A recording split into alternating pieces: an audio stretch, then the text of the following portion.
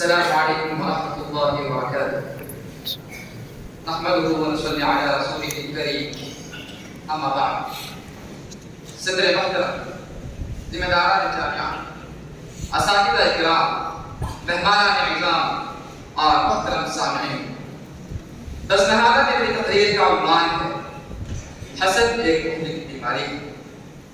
محترم سامعین، سماجی برائیوں میں سے ایک برائی حسد بھی ہے. حسد کرنے والا دوسروں کی نعمتوں کے چھن جانے اور ختم ہو جانے کی آگ کرتا ہے.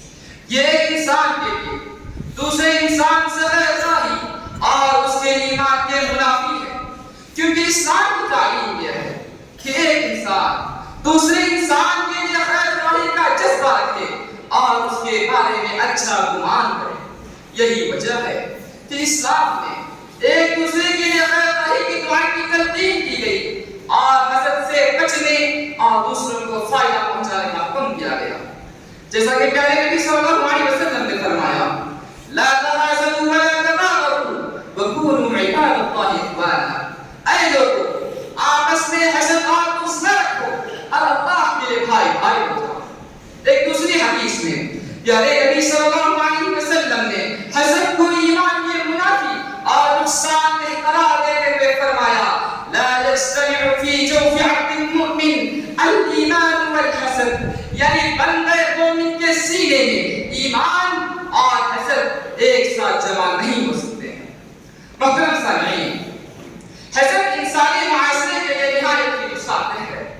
اس سے معاشرے کا سکون تباہ برباد ہو جاتا ہے، اخوت و بھائی چارگی کا ماحول ختم ہو جاتا ہے، مفاد پرستی اور منفی جذبات پر وار چڑھنے لگتے ہیں.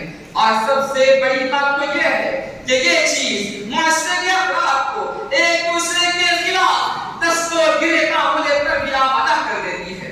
حضرات، حسد سینے کی آگ ہے، آستین کا داغ ہے، دلوں کا داغ ہے. حسد اللہ سے بدگمانی ہے، شریعت کی نافرمانی ہے، خصلت شیطانی ہے، ابلیس کی طغیانی ہے، دلوں کی پریشانی ہے، خلق خدا کی ایذا رسانی ہے اور دنیا و آخرت کی ویرانی ہے. اسی حسد کی وجہ سے ابلیس نے آدم علیہ السلام کو سجدہ نہیں کیا. اسی حسد کی وجہ سے قابیل نے حابیل کو قتل کر ڈالا. اسی حسد کی وجہ سے برادران یوسف قتل ہو گئے اور اسی حسد کی وجہ سے کفار مکہ نے قرآن سے اعراض کیا. حضرات، یاد رکھیں، حسد کرنے والا دراصل ابلیس کے نقش قدم پر چلنے والا ہوتا ہے. حسد کرنے والا اپنی نیکیوں کو آپ ہی پر برباد کر دیتا ہے. جیسا کہ کہا گیا، ان الحسد یأکل الحسنات. یقیناً حسد نیکیوں کو کھا جاتا ہے، کما تأکل النار الحطب. جیسا کہ لکڑی آگ کو کھا جاتی ہے. اسی لیے اللہ تعالیٰ نے پیارے نبی صلی اللہ علیہ وسلم کو حسد سے برا ماننے کی تلقین کرتے ہوئے فرمایا، وَمِن شَرِّ حاسد إِذَا حسد. محترم سامعین، ہمیں چاہیے کہ ہم آپس میں حسد کرنے سے بچیں، کیونکہ جب بھی کوئی فرد حسد جیسی مہلک بیماری میں مبتلا ہو جاتا ہے، اس کا ذہن اور دماغ منفی طریقے سے کام کرنے لگتا ہے، اس کی زندگی بے چینی و اضطراب میں گزرتی ہے. وہ ہمیشہ اپنے محسوس کو نقصان پہنچانے کے ڈر میں رہتا ہے اور اندر ہی اندر کھوتا ہوا رہتا ہے. شیخ سعدی نے اس کی ترجمانی کیا لکھی ہوگی، زبانم ای کے نیا زارم اندرون کسے حسودنا چھیکو کہ اسکت کرد. حضرات، جس انسان کا سینہ حسد سے پاک ہو جاتا ہے وہ سینہ بے کینہ ہو جاتا ہے.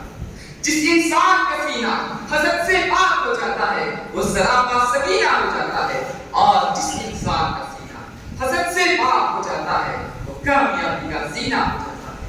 آخر اللہ رب العزت سے دعا ہے کہ ہمیں حسد جیسی مہلک بیماری سے محفوظ رکھے.